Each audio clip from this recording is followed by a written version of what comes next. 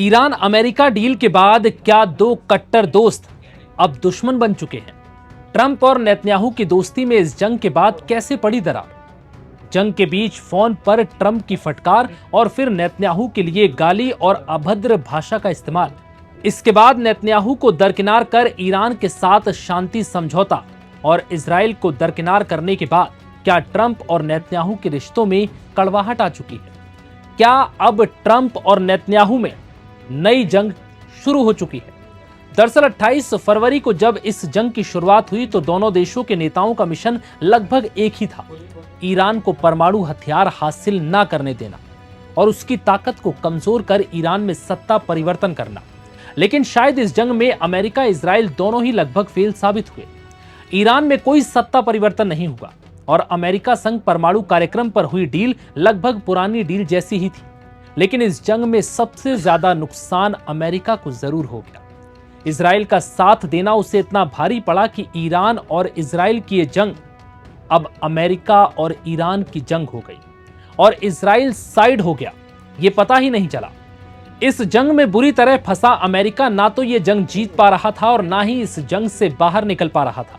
बामुश्किल आखिरकार अमेरिका ने 111 दिनों बाद ईरान के साथ 18 जून को डील कर ली और परमाणु कार्यक्रम, एनरिच्ड यूरेनियम और ईरान की फ्रीज संपत्ति को रिलीज करने समेत तमाम मुद्दों पर आपसी सहमति के बाद यह तय हो गया कि अब ईरान अमेरिका युद्ध खत्म किया जाएगा। अब ट्रंप जहां इसे अपनी कूटनीतिक जीत बता रहे हैं तो वहीं नेतन्याहू इस समझौते से संतुष्ट नहीं है।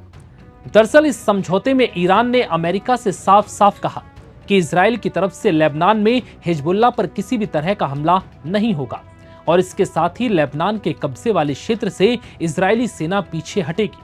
लेकिन नेतन्याहू ने साफ कर दिया था कि ऐसा बिल्कुल नहीं होगा, जिसको लेकर ट्रंप ने डील का हवाला देते हुए नेतन्याहू से बात की और उन्हें अपने हमले रोकने को भी कहा।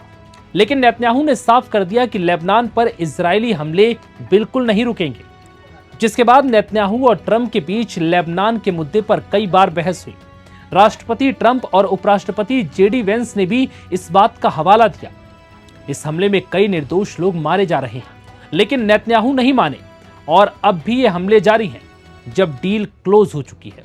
इसके बाद फिर से नेतन्याहू ने वही कदम उठाया जिससे ट्रंप और नेतन्याहू के रिश्ते बिगड़ चुके हैं।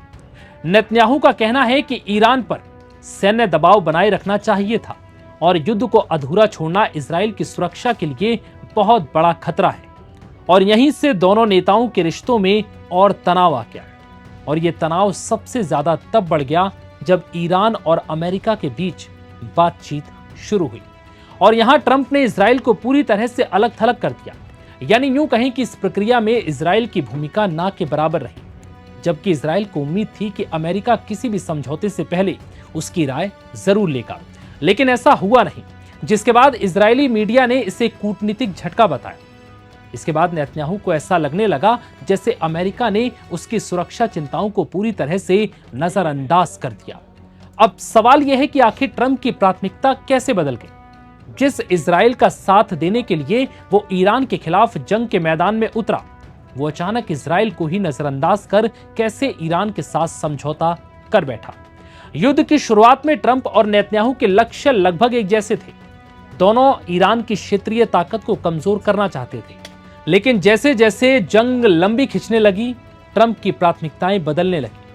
अमेरिका में पेट्रोल और डीजल की कीमतों पर दबाव बढ़ रहा था।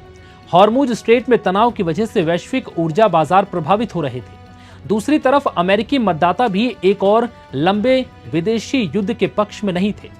इसके अलावा नवंबर में होने वाले मिड टर्म चुनावों का दबाव भी था। ट्रंप को महसूस हुआ कि उन्हें युद्ध नहीं बल्कि शांति की राजनीति की जरूरत है। यहीं से उनकी अमेरिका फर्स्ट एग्जिट स्ट्रेटजी सामने आई।